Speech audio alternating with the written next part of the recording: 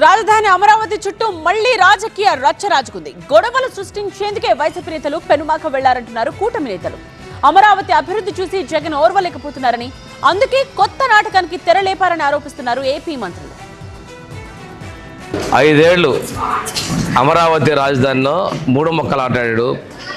అమరావతి రైతులతో చెలగాటాడాడు.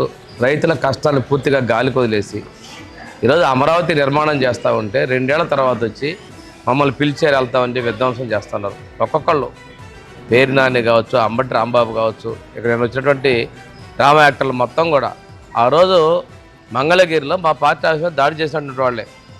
ఆ రోజు రైతుల్ని పాదయాత్రలు చేస్తుంటే ఆ మహిళలను చూడకుండా చితకబాదినటువంటి వ్యక్తులు.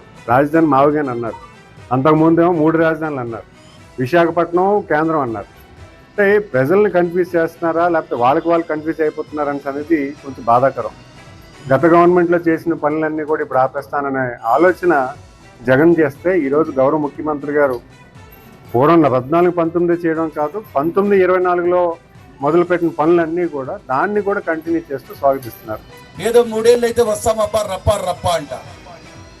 రప్ప ఆడిచ్చినారు కదా ప్రజలు, మీకు ఆడిచ్చినారా లేదా? 111 స్థానాలకు తీసుకొచ్చారు. 174 స్థానాలు మొత్తం రాష్ట్రంలో ఉంటే 11 స్థానాలకు 151 నుంచి 5 తీసేస్తే 11 స్థానాలకు.